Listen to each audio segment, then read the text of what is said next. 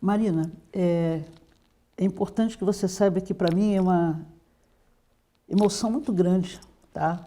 Estar aqui conversando com você, uma pessoa que eu admiro. E também, né, Sim, pode ter certeza. Respeito muito, acho que você tem uma representação, assim, sabe, fundamental no nosso país, porque o Brasil, infelizmente, ele tem muita atenção para uma região e, às vezes, outras regiões são regiões ricas, regiões fundamentais para o país, mas que nem sempre, sabe, a mídia, de um modo geral, ela foca, sabe, nos problemas, na cultura, né, desses lugares.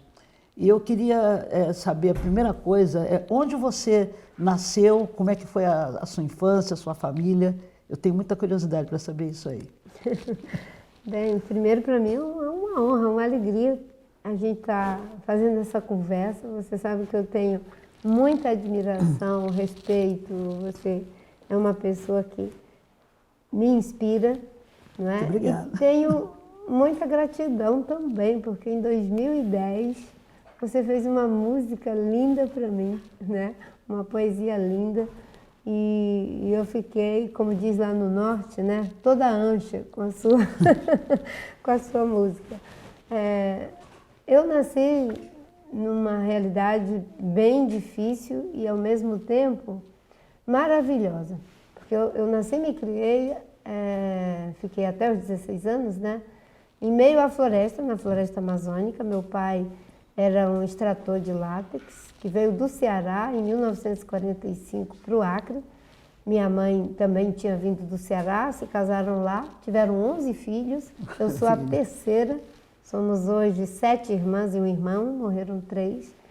E no meio da floresta era uma situação bem difícil, porque a gente vivia num regime de semi-escravidão. Sabe, meu pai extraía o látex para fazer a borracha, e só podia vender para o patrão, aquele patrão. Mas eles também proibiam a gente de botar roçado. Então a gente tinha que comprar tudo manufaturado da casa aviadora. O preço da borracha era muito barato. E o preço dos manufaturados, que era pouca coisa, a sal, o açúcar, leite em pó para as crianças, era muito caro. Então a gente ficava eternamente endividado. Isso era o lado difícil. O lado maravilhoso é a beleza da floresta, dos igarapés, dos pássaros, dos frutos, das cores, das flores, dos mistérios. Né? Minha avó era uma parteira tradicional. Maravilha. E no meio de tantas dificuldades, não tinha padre, não tinha médico, não tinha professor, não tinha delegado. Era a gente a floresta e nós mesmos, né? E morávamos isolados, assim, de uma casa para outra, a casa mais perto, dava assim 1h e 45 minutos andando a pé no meio da floresta. Maravilha, você sabe que... Isso é o que eu queria saber de você também. Pois é, eu sou, assim, de uma família muito humilde, né? Minha mãe era servente de escola pública, né? Nós morávamos em 3 escolas públicas no Rio de Janeiro e mamãe, pelo fato de ser servente moradora, tinha um número de salas maiores, né? Para poder varrer, limpar. Isso acontecia às vezes 2, 3 vezes por dia, porque tem turno da manhã, turno da tarde, turno da noite, supletivo, tudo isso. Então, essa coisa de limpar, varrer, né, e lavar banheiro era uma coisa que eu sempre entendi, porque a gente foi criada nesse ambiente. Mas o que mais me encanta assim, na história da minha família é que minha mãe, com toda essa pouca cultura, enfim, ela me ensinou coisas básicas e coisas importantes. Eu sempre digo que o fato de eu não ter formação, né, de faculdade, nada disso, eu tenho uma filosofia de vida com 6 palavras, que é bom dia, boa tarde, boa noite, com licença, por favor e muito obrigada. Com essas 6 palavras eu sigo a minha vida, minha caminhada sempre foi por aí, respeitando as pessoas, entendendo que sou de um país que tem muita coisa complicada, tem racismo, tem muita pobreza, tem diferença de sociedade, né? Tem preconceito de toda a ordem, mas por causa dessa filosofia, dessas 6 palavras, que é o respeito às pessoas e tentar cumprimentar as pessoas em qualquer lugar, qualquer situação, eu vou caminhando. Foi abrindo caminhos e derrubando barreiras, né? Exatamente, né? Agora, é muito, muito incrível, né, eu estar aqui com você, porque somos mulheres, né, mulheres negras, vindas de família com dificuldade, com luta, mas sobretudo com coragem e tentando levar uma vida com muita dignidade. Eu acho que a gente tem isso aí, é igual. E eu queria que você me dissesse, Mariana, curiosidade minha, como é que você vê essa questão da presença da mulher na política? Eu acho assim, que a sua presença, a minha presença, de Benedita da Silva, de Marta Suplicy, Jandira Fegali, Tabata, Marinello, tantas mulheres das mais experientes e mais antigas como nós, as mais jovens, é muito importante. Primeiro, porque é a gente entrar nesse espaço masculino e que pensa da forma masculina, cartesiana, sem olhar para as singularidades, as especificidades de problemas que muitas vezes não são vistos por esse olhar. E quando as mulheres entram nesse terreno, a gente começa a dar visibilidade para determinadas situações, como, por exemplo, essa que você acaba de dizer, um mundo desigual, né? Vamos pensar, 33 milhões de brasileiros vivendo com R$1,30 por dia. Aí a gente para pensar, né? Quem são essas pessoas? A maioria dessas pessoas. A maioria dessas pessoas são mulheres. Mulheres pretas, mulheres chefes de família. A sensibilidade que eu e você e as mulheres temos quando vamos pensar as leis, estando no executivo ou no legislativo, com certeza é bem maior. Mas mais do que a sensibilidade, o compromisso é maior. Agora, quando se trata de pessoas com a sua história, com a minha história, de Benedita e de tantas outras, que mais do que ter a consciência, mais do que ter o compromisso, tem também a própria vivência, isso é muito importante. É por isso que é fundamental que a gente tenha cada vez mais, né, pessoas dos diferentes segmentos da sociedade, principalmente desses segmentos que foram minorizados na sociedade, apesar de sermos maioria. Então é uma importância enorme. Você, na cena política brasileira, né, como na cena cultural brasileira, isso tem uma potência enorme e que inspira e conduz também gerações. Com certeza. Veja bem, uma coisa que sempre me surpreendeu, naquele ambiente, né, que é o ambiente de congresso, né, de Brasília, enfim, você sempre conduziu, né, a sua caminhada de uma forma muito tranquila.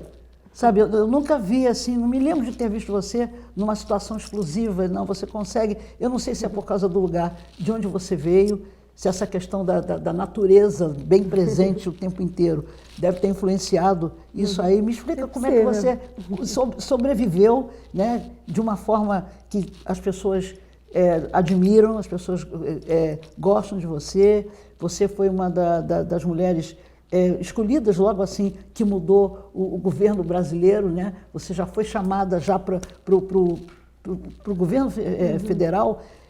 Isso me deixou assim, sabe, atenta. Está vendo como é que são as coisas? As pessoas vêm devagarzinho e tal, chega, e você nunca se destacou pelo fato de agressividade ou de gritar, porque hoje em dia todo mundo grita, todo mundo ofende. Tá muito Adora ruim. fazer uma lacração, né? Exatamente, isso aí me deixa muito espantado às vezes.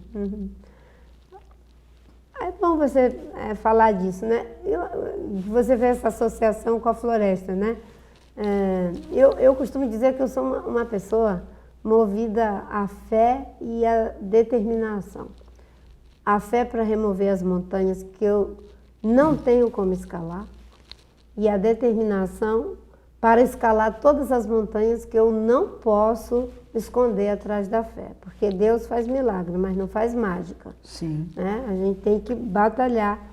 Então, vou tentar situar as duas coisas. Né?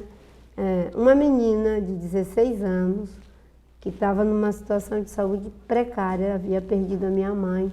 Né? Minha mãe morreu com 36 anos, quando eu tinha 14 anos. Tinha pego malária já 5 vezes e peguei uma hepatite. E em vez de me darem remédio para malária, me darem remédio para hepatite, não tem muito remédio, é alimentação, mas ninguém sabia o que era. O guarda da malária passou lá, que passava a cada 6 meses, era a única pessoa do Estado brasileiro que passava na nossa casa, era o guarda da malária. E me deu remédio para malária. O remédio para malária, ele faz um terror para o fígado. Agora imagine você com hepatite tomar isso. Então eu quase fui a óbito e desse período em diante eu não conseguia mais trabalhar, nem na extração do látex, nem na nossa roça de subsistência. E eu sempre tive um sonho de ser freira, por causa da minha avó que era católica e falava das freiras e tal. E toda vez que eu dizia que eu queria ser freira, eu dizia, filha, freira não pode ser analfabeta. Aí eu sempre dizia, então eu vou estudar. Né? Mas eu penso assim, uma pessoa vivendo aquela situação, que a gente, os seringueiros, éramos os excluídos entre os excluídos. Mais excluídos do que os seringueiros, só os indígenas. Então, de repente, com 16 anos, bota na cabeça que vai para a cidade, sozinha, estudar. Essa montanha, dessa coragem, dessa vontade, esse desejo, eu digo, isso está no terreno do divino. Agora, né? Pegar o ônibus, ir para a cidade, procurar uma escola, fazer supletivo, fazer o Mobral, supletivo de 1º e 2º grau, entrar numa universidade, começar a fazer grupo de teatro, tanta coisa. Isso era eu escalando as montanhas que eu deveria escalar. Né? E você falou uma coisa, né? Bom dia, boa tarde, dá licença, por favor, etc. Não é? É lindo isso, porque é a dimensão do acolhimento, do cuidado, do respeito ao outro, não é? Que muitas vezes isso não é uma coisa ensinada, isso é uma coisa que está dentro, que estava também dentro de você, que você aprendeu com a sua mãe e com a sua família, até talvez por esses espaços tão hostis em que ela tinha que lidar. E no meu caso, acho que a questão da fé, de contemplação, eu tinha um tio que era mateiro, uma pessoa que conhecia tudo da floresta, os mistérios da floresta. Eu ficava horas com ele sentada assim embaixo da nossa palafita e ele fazendo lá a cestaria dele e eu sentada assim num banquinho de madeira que ele fez e ele em total silêncio. E eu nunca aprendi tanto no silêncio. Eu acho que isso me influenciou muito, né? E essa coisa mesmo da floresta. A floresta, ela mostra, mas ela guarda, ela é misteriosa, ela assusta, mas ela encanta, ela, digamos, se expõe, mas ao mesmo tempo ela tem uma certa inibição do mistério. Acho que isso me ajudou, sim, né? Eu vim para esses dois mundos, o mundo da cidade, muito barulhento, muita gesticulação, e o mundo da floresta, né? Muito mistério, muita curva de igarapé, muito vento que soprava no ouvido, canto de pássaro. Acho que isso com certeza, do jeito que você falou aí, pode ter ajudado, né?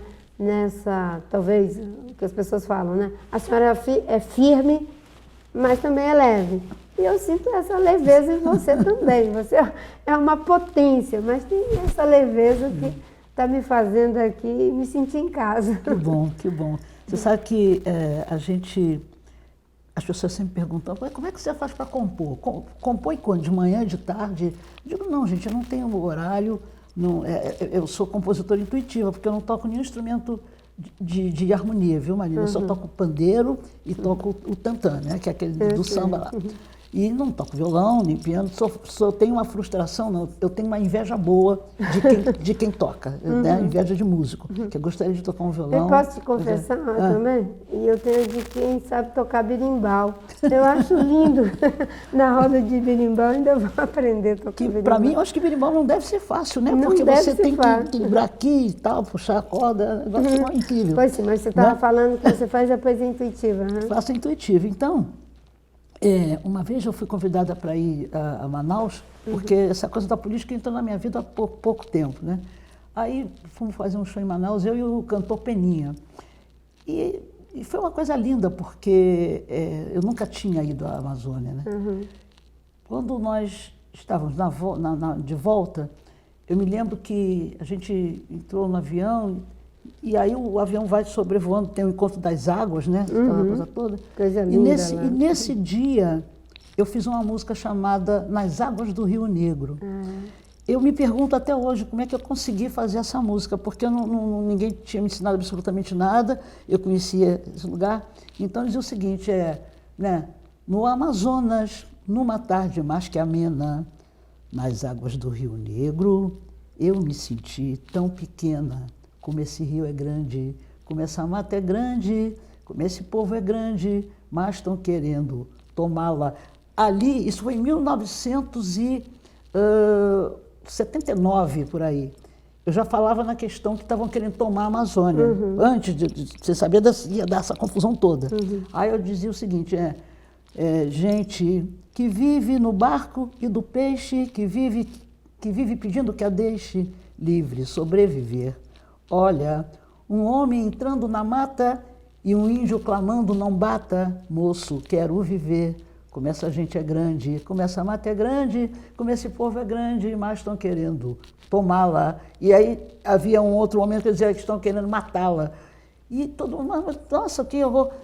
Mas a gente já estava antevendo o que ia acontecer, porque eu nunca morei na Amazônia, não conhecia ninguém de lá, nem nada. Foi o fato de ter conhecido o lugar e na volta me comoveu.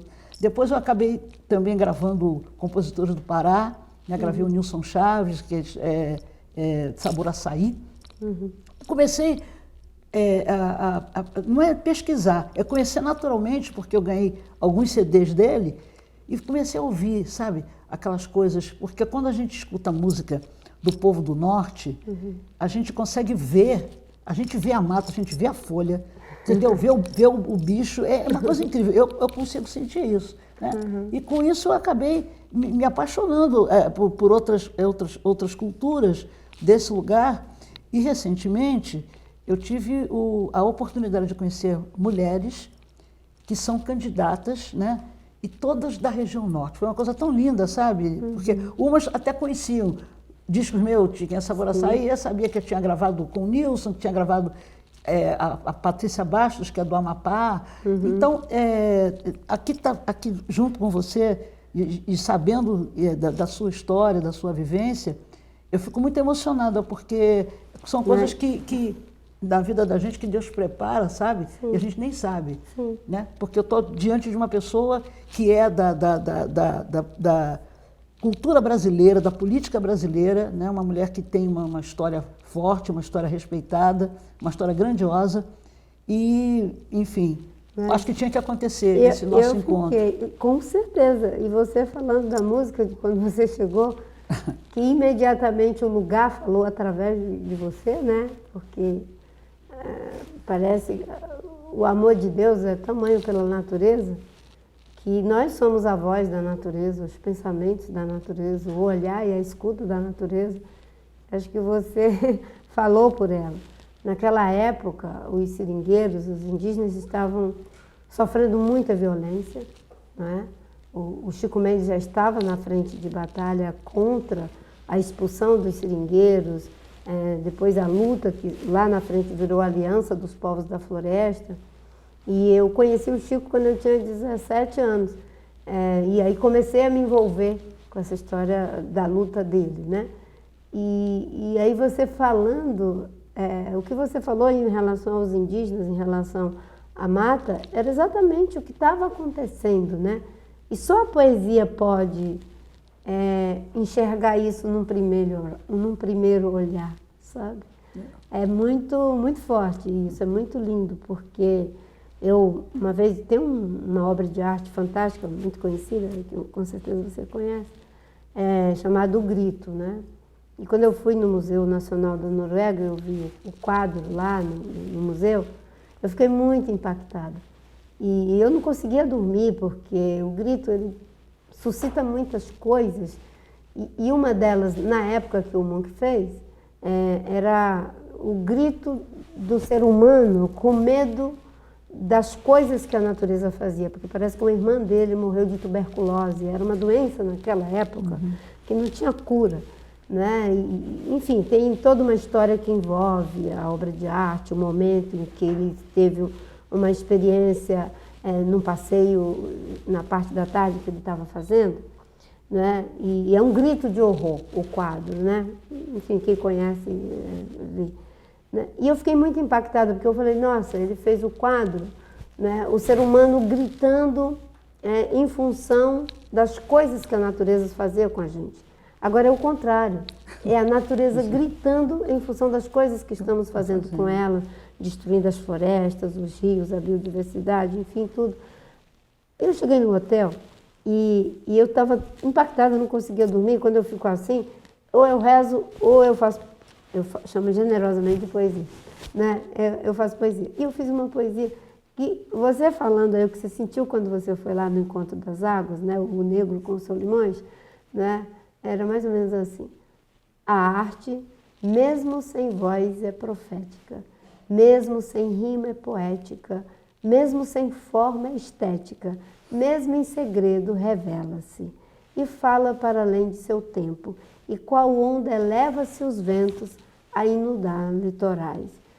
Você inundou os litorais do Negro e dos Solimões com a sua poesia. Você disse, olha, eu faço as coisas intuitivamente, porque eu não sei compor com base em harmonia, porque não aprendi música. Você é a própria harmonia desse. Você é a própria harmonia desse. Você é a própria harmonia. Outra coisa, Marina, que eu quero trazer para essa nossa conversa é a questão que muita gente acha que eu sou do movimento negro e que eu sou do movimento... Eu não sou de movimento nenhum, porque eu nunca participei, nunca tive carteira, sabe, de nada. Eu sempre fiz as coisas porque eu vejo, por exemplo, uma atitude preconceituosa, eu sou capaz de falar daquilo, sabe? A questão do negro, por exemplo, já é natural porque eu sou mulher preta, né? Então eu sempre falei sobre a questão da inferioridade que a sociedade sempre quis trazer para a gente, né? Falar por que não há oportunidade, né, da população negra, às vezes, estar em outros espaços. Não queriam nem que negro fosse das universidades, né, estivesse na universidade. Então, foi preciso que houvesse uma mudança na política no país para que a gente tivesse a oportunidade de ter filho, enfim, irmão, entrando na universidade. Questão das cotas, eu acho, sabe, fundamental. Então, quando o pessoal fica falando, mas você é ativista... Eu não sei, eu sou cidadã, entendeu? E como cidadã, sempre tive a preocupação de defender aqueles que às vezes não podem falar, ou não têm oportunidade de ter um disco, ou de ter um programa de TV. Então você aproveita essa mídia, né, toda, para você falar suas coisas. E nesses anos todos que eu gravei, que cantei e tal, eu coloquei todo o meu pensamento de luta, sabe, nesse lugar, na poesia.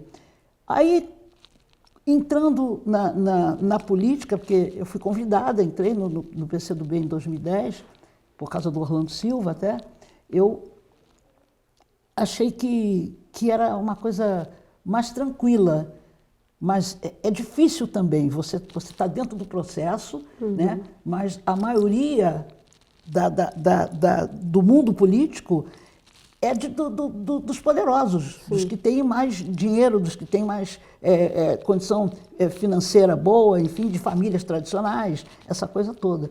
Então você fica sendo, sabe, ali um pontinho de areia no meio daquela praia toda, sabe? Mas acho que do meu jeito, eu consegui me comunicar, sabe, com esse mundo, trazendo aquela mesma coisa, respeitando as pessoas, os respectivos partidos e tal, e me fiz também ser respeitada, porque não dá para você ficar só levando, só recebendo impacto de quem tem força e você ser, sabe, pequenininha e não poder, tem que acontecer alguma coisa para que você possa enfrentar, né, esse processo. E dessa forma é que a gente vem conduzindo, né, e chegamos até aqui, estamos aí, né, na luta, entendeu? Eu acho que, no nosso caso, a gente tem assim a situação de sermos pioneiras, né? E os pioneiros são aqueles que vão na frente sem saber se tem água para beber, sem saber se tem, enfim, inseto peçonhento, sem saber se a terra é fértil, sem saber se tem chuva. A gente vai, certo? Então, a gente paga o preço de ser pioneiro, né? Mas o pioneiro, ele tem uma coisa, que é o que você é, uma grande pioneira. Benedita é uma pioneira, de alguma forma eu me sinto também uma pioneira, com segundo certeza. Tantas outras, né? O pioneiro, Joênia, que é a primeira deputada indígena eleita em 500 anos de história, é uma pioneira, né? O pioneiro, ele cumpre um papel fundamental, que é de ajudar a dar as respostas. Esse caminho que a gente vai, sem saber se ele tem espinho, sem saber se tem pedra, sem saber se o lugar para onde a gente vai tem água, se tem sol, se a terra é fértil, depois, né, ele oferece muitas respostas a partir da experiência da gente. E aí os que vêm depois de nós, que conseguem elaborar melhor, não é, e formular melhor, mas é em cima daquela experiência. As perguntas que são feitas, geralmente são feitas, e quem responde de alguma forma, com o erro e com o acerto que nós cometemos como pioneiras, né, são os pioneiros, né? A gente é que vai responder, olha, eu fui e aí não é que não tinha água, certo? Ou eu fui e achava que era tudo seco e tinha água, né? Os que vêm depois, eles têm a obrigação de fazer perguntas e, de alguma forma, uma pessoa como você, com a tua arte, com a beleza da tua poesia, da tua música, né, deu muitas respostas para todas nós, né? Eu me sinto uma pessoa que, às vezes, as pessoas até falam, né? Você fala muito de meio ambiente, das questões indígenas, mas isso é o vínculo da minha história de vida. Eu sou uma mulher preta, Claro. né, e que pertence a uma população tradicional. Foi uma sobrevivência que foi aprendida com os indígenas. Então, isso faz muito parte da minha história, né? Mas nós estamos aqui, junto com a luta, né, das mulheres pretas, dos homens, dos jovens, para que, né, essa população, que é maioria, não seja mais excluída pelas estruturas, pelos processos, pela visão, pela cultura, não é? Você disse, a gente chega no lugar achando que agora eu cheguei, e quando chega dentro do miolo do quente do miolo do vulcão, como diz a música do Xangai, a gente descobre que também ali eles dão um jeito de mostrar para você que não é o teu lugar. E aí, quando a gente tem que se impor mesmo, né? Com as nossas verdades, com as nossas firmezas, com as nossas clarezas. E é muito, muito bom estar conversando com você aqui, porque somos duas mulheres pretas, né? E que a gente fica muito feliz quando a gente encontra essa juventude de todas as cores que tem uma outra consciência. Exatamente. Que tem uma outra consciência, e principalmente a juventude preta, né? Que não está mais, em hipótese alguma, aceitando que ninguém decrete seu destino. Isso. Vou me oportunizar até dessa pergunta, dessa sua resposta, porque assim, eu tenho ainda uma outra problemática, pode-se dizer que é problema, que é o fato da minha religião. Porque eu sou batizada, crismada, enfim, né, frequentei a igreja católica e tal, mas a religião de matriz africana me deu muitas respostas na vida, né? Eu sou uma pessoa que acredito porque eu tenho razões de sobra para acreditar. E como atualmente há uma guerra praticamente acontecendo no Brasil por causa da questão religiosa, Eu queria saber, Galina, como é que você pensa, como é que você vê isso? Você que é de uma outra corrente religiosa, mas que respeita as outras religiões também, como é que você vê isso? As pessoas querendo punir, perseguir a gente por causa de religião. Isso é uma coisa terrível na realidade do Brasil e em qualquer realidade, né? Eu vejo da seguinte forma: você tem uma sociedade que não deve querer ninguém, nenhum grupo, impor a sua fé a quem quer que seja. Perfeito. Ou impor a sua não fé a quem quer que seja. E nós temos, eu brinco às vezes, né, a bênção de termos um Estado laico. Sim. Nesse Estado laico é que nós vamos ter a possibilidade de realizar essa nossa dimensão do sagrado, da transcendência. E aí é muito importante que a gente tenha esse Estado laico para que você possa ter a sua fé de matriz africana. Eu tenho a minha fé evangélica, outra pessoa tem a fé católica, outro vai ter a sua fé espírita, outro vai ter a sua fé que é judeu ou que é muçulmano, enfim, né? Ou que vai ser ateu, não acredita, é agnóstico. A beleza do Estado laico é esse respeito à diversidade que nós somos. E aí falando, né, agora como uma pessoa que é cristã, a Bíblia não tem espaço para que a gente faça esse tipo de coisa. Jesus Cristo é amor, né? Jesus Cristo é amor. Jesus Cristo é respeito. Jesus Cristo é... Eu nem digo tolerância, porque quando você diz que tolera, já parece que é um sacrifício. Jesus Cristo é uma aceitação radical, um amor radical, né? Eu gosto muito de uma passagem do apóstolo Paulo, quando ele diz assim: e nisso não há judeu nem grego, não há servo nem senhor, não há macho nem fêmea, porque todos são um em Cristo Jesus. Olha que coisa bonita. Né? Não existe espaço para preconceito, para, enfim, xenofobia, racismo, o que quer que seja. Isso é contrário do ponto de vista espiritual, é contrário do ponto de vista da nossa Constituição, não é? E do ponto de vista filosófico não tem nenhuma base, né? Então, quem ajudou a fazer a separação entre o Estado e a religião, a igreja, foi os ideais e a influência da Reforma Protestante, a ideia do Estado laico.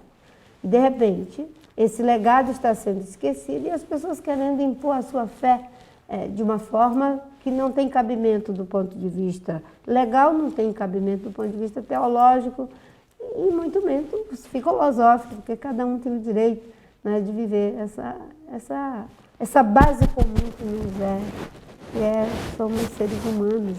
É nessa base que nós conversamos, é nessa base que nós nos encontramos, mesmo que seja para você ser radicalmente quem você é e eu radicalmente quem eu sou. E nesse encontro a gente deixa de ser radicalmente quem a gente é, porque o encontro nunca nos deixa, digamos, sem atravessar um ao outro. Eu vou dizer para você, eu estou assim, muito feliz de ter tido essa oportunidade da gente poder, sabe, trocar ideias, né? Ajudar também, porque eu acho que tudo que acontece na minha vida, eu levo como um resultado positivo, que é conhecer pessoas, né? E uma pessoa como você, quer dizer, conheço o seu estado, e conheço o Brasil todo por causa da questão da arte. Eu andei cantando pelo Brasil todo e a gente acaba conhecendo. Uma vez falaram que eu tinha feito um disco folclórico, porque eu gravei música do Amazonas, da Bahia, de Mato Grosso, não sei, de tudo quanto é lugar. Ah, ele está fazendo folclore. Não é folclore, eu estou reconhecendo a cultura do meu país. E se é bom para mim chegar nos lugares e ver as pessoas cantando um samba meu, que bom que eu possa também cantar a música dos outros, né? Respeitar o outro. Mais uma vez você me emociona, né? Exatamente. Gosta, né? Essa capacidade de se colocar no lugar do outro, né? E veja como são as coisas, né? Se você canta a realidade e as formas, os estilos de um determinado lugar, não é folclore. Agora, os lugares que historicamente, socialmente, culturalmente, ficam na margem, considerados da periferia, na hora que você foi colocar isso na cena, as pessoas trataram como está cantando folclore. O que é esse folclore? É o Nordeste, que é folclore? Folclore. É a Amazônia, que é folclore. Eu não estou conseguindo dizer, corta. É a Amazônia que é isso. Porque é o diferente, é o que não é, digamos, homogêneo. A diversidade dá trabalho para a gente lidar com ela. Mas quando a gente entende é melhor.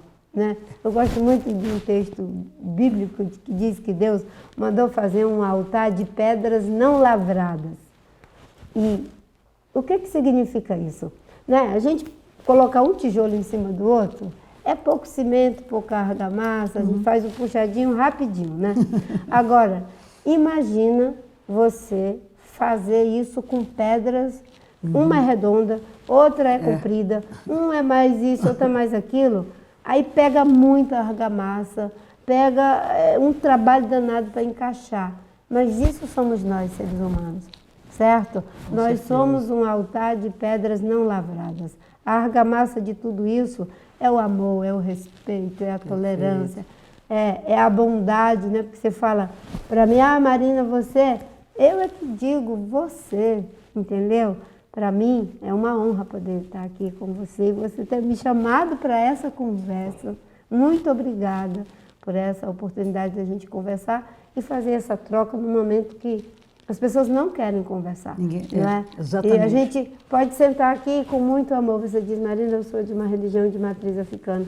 Eu sou uma pessoa evangélica da Assembleia de Deus e a gente poder aqui testemunhar que Deus é para todas as pessoas, o amor é para todas as pessoas. E eu acho que a nossa grande afinidade é poder construir para todo mundo, né? Para as pessoas. Sim, né? para as pessoas. Nós somos da política desse país, um país enorme, um país que é cheio de diversidade, cada um fala de um jeito, cada um gosta de uma comida, enfim, mas somos todos cidadãos. Sim. Né? Somos cidadãos, somos cidadãs brasileiras. Isso, uma coisa interessante, né? Quando eu fui para a escola, né, uma coisa que eu percebi, a gente pode, quando a gente é pobre, vive em situação de vulnerabilidade, como eu, você vivíamos no passado, e muitas pessoas vivem agora, né? Muitos jovens sem oportunidade, né?